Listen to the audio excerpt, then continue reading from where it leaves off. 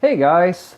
So in this video you and I are going to talk about meetings. Yes, and before you switch over to some other channel, I'm sorry. This is going to be one of those meta videos about workplace ethics and workplace efficiency, and trust me, sooner or later you're gonna have to start facing the music, and you're going to have to start to realize that meetings are important. They're not fun all the time, but they are essential. And in a mid-sized to large company, they're actually a bit of a problem. It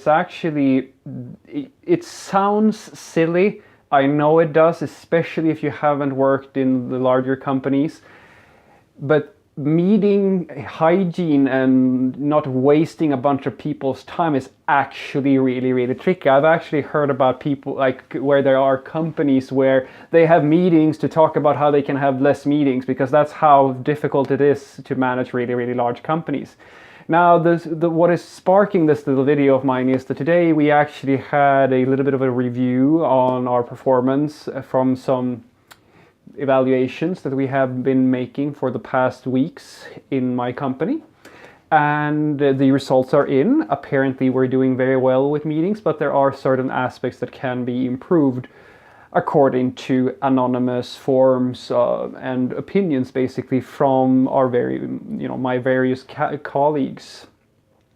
So I thought that in this video I'm going to share my favorite tips for keeping meetings efficient, and these are things that I've been using myself for several years, and it's been working out very effectively. And although I'm not an expert in any way when it comes to being like, these are just my tricks and tips that I can give you, and they are tried and true. They have been doing very well. My new company has adopted most of the techniques that I used in my previous company. A few of these techniques I actually learned at the previous company. And so yeah, let's get into it. Now, before we start, I'm in no way saying that you have to do it this exact way. These are just things that work very well. And first and foremost, we have to define what is the core issue for most meetings is that you are there to provide some type of value. The most problematic thing with meetings generally is that they are very frequent and they're disrupting the regular workflow of things, and people are called in and pulled away from their regular work to go and sit in some meeting and so forth. That's number one. They are very disruptive for regular work.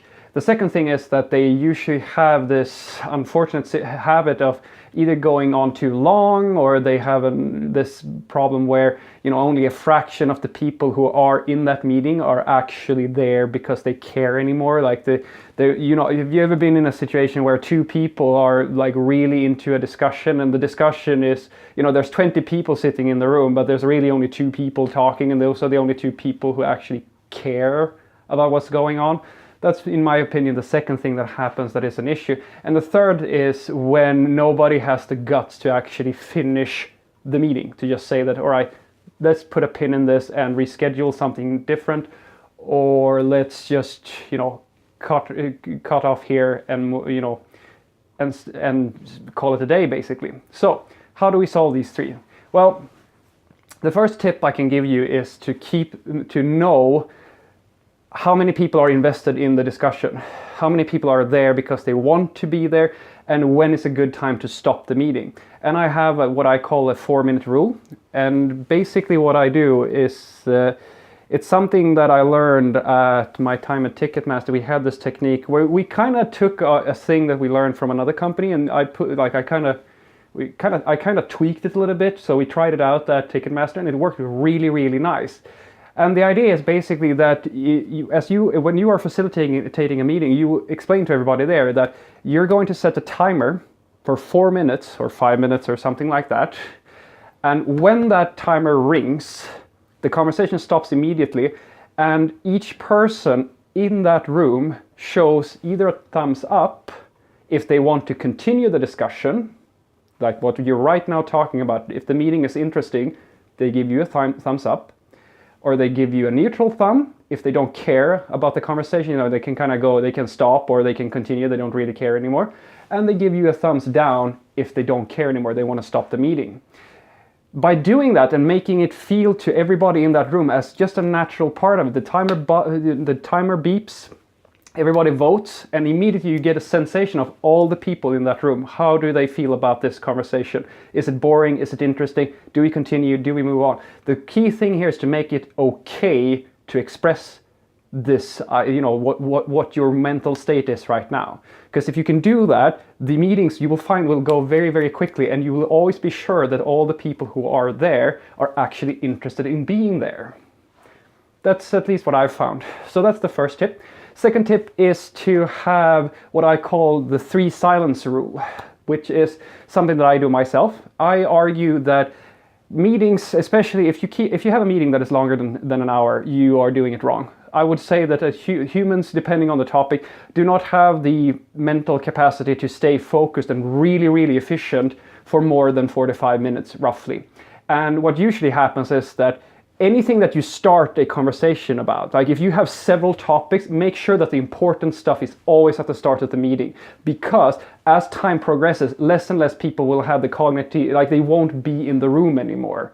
They will just kind of zone out and get bored and tired, and things of that nature will start to cause a problem for you. So it's very important that you start with the important stuff first and listen for the 3 silences. What I will do is that whenever a room goes quiet, since if I'm facilitating the meeting, what I will do is that I will ignite the conversation. I will put something in. I will start talking myself, put some information in, I'll say something that gets a spark out of somebody, and then I will measure how long it takes before the room goes quiet again. If I have to reinitiate the conversation myself 3 times, and the conversation dies when I stop talking, or like when somebody basically replies to what I said and then the conversation goes flat again, then I stop the meeting immediately. Because there's no life.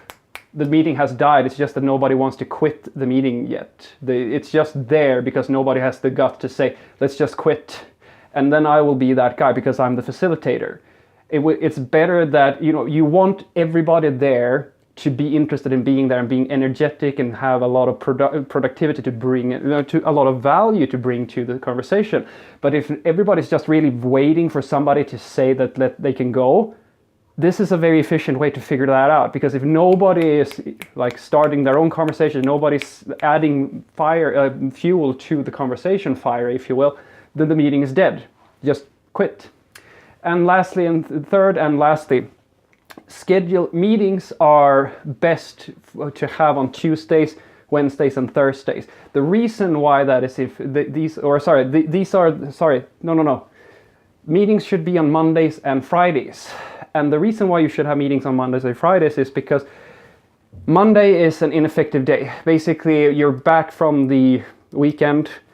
You're going to be, some people are very productive on Mondays, but regularly, in general, that's a startup period. That's where people, they kind of get back into what they're going to do. They forgot all the stuff they did last week, and now they have to kind of reinitiate everything again. Everything is starting up on Monday. So Tuesday, Wednesdays, and Thursdays are, in my opinion, or what I've found, the most productive days for anybody working overall, especially in IT. Not especially in IT, but you can probably figure that out. Friday is basically just a half day.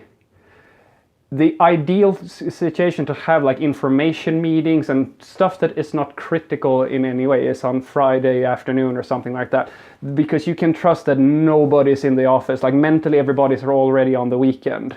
So it makes a lot of sense to not have, to use that time as effectively as possible, because your colleagues and your coworkers and your employees, they will not be like, we're humans. We're working for the weekend. That's at least what I've found. Hopefully these tips are useful to you. I can only say that from my own experience, they work very well, and basically all the places where I try them out, people very quickly adopt them into their regular work schedule, and hopefully you will do that too. Have a great day.